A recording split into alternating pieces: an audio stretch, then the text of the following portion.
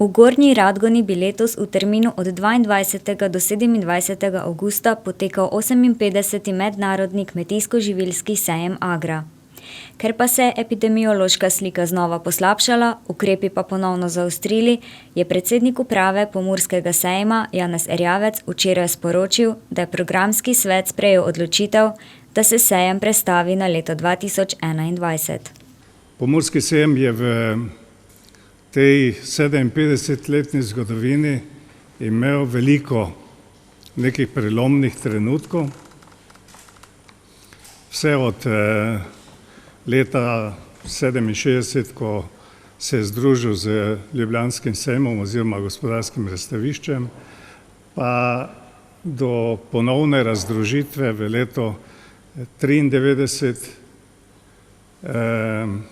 vmes še vojne v Gornji Radgoni in prav v tem času, pred 29 leti, smo v Gornji Radgoni doživljali tisto 10-dnevno vojno in po tej vojni, ki se je končala 4. julija, smo lahko z optimizmom sporočili, da sejem Agra v letu 1991 bo.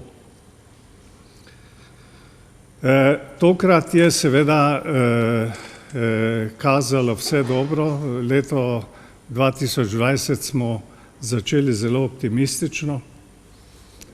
Zastavili smo si kar obsežen program sejmov in tudi ostalih prireditev.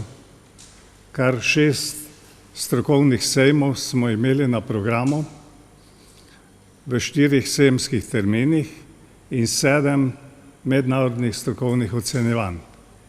Poleg tega še seveda kronanje vinske kraljice in pa mednarodno slikarsko kolonijo in še številne druge prireditve.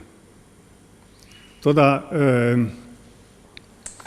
virus, ki je izbruhnil in posledično tega pandemija v začetku oziroma sredi meseca marca, nam je onemogočila, da organiziramo prva 2 sejma spomladi, to je sejem Megra in pa sejem Medikal.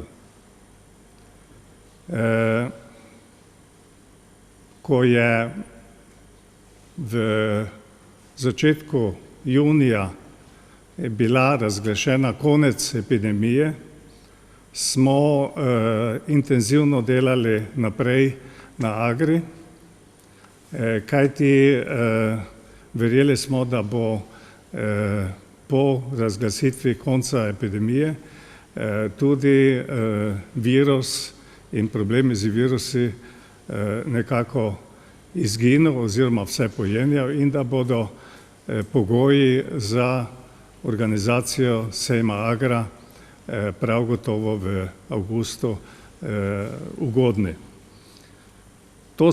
Zagotovila smo dobili tudi strani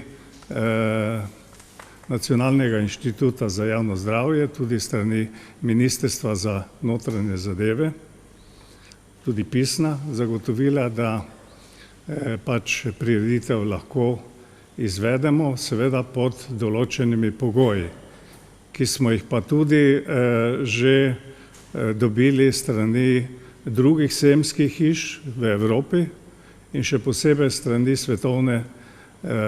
Svetovnega združenja sejmov UFI. Za letošnjo Agro smo imeli tudi veliko vsebin, ki nagovarjajo tako trajnostni razvoj, trajnostno kmetijstvo, predvsem pa je bilo veliko pozornosti namenjeno mednarodnemu letu zdravja rastlin, ki po naši oceni je tisto področje, ki je pravzaprav odločilno za zdravje tudi za zdravo prehrano. Mi vsi smo bili zdaj nekako v teh mesecih zaposleni z medicino, z zdravjem, z zaščitnimi sredstvi. Zelo malo pa je bilo govora o kmetijstvu, o zdravi prehrani, In prav to nam je dalo nekako nove spodbude, da sejem Agra izkoristimo za to, da poudarimo tudi ta plat problemov. To je zdrava prehrana, pogoj, da pridelamo zdravo prehrano oziroma zdravo hrano, pa je tudi zdravo naravno okolje. In seveda, kdo drugi nam to lahko zagotavlja kot kmetje in vsi tisti, ki se ukvarjajo z urejanjem ali kultiviranjem krajine.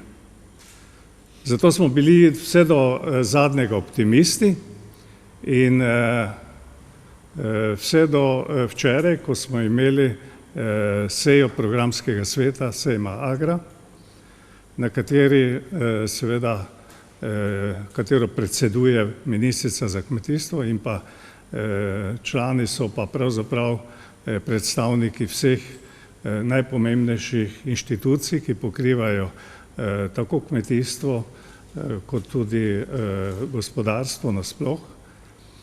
In skupna ugotovitev je bila, da po zadnjih ukrepih, ki jih je sprejela vlada, to je omejitev števila ljudi, ki se lahko združujejo na enem mestu, to je število 50, pod izrednimi pogoji pa lahko to število tudi više, ampak ni treba pač imeti posebno dovoljenje.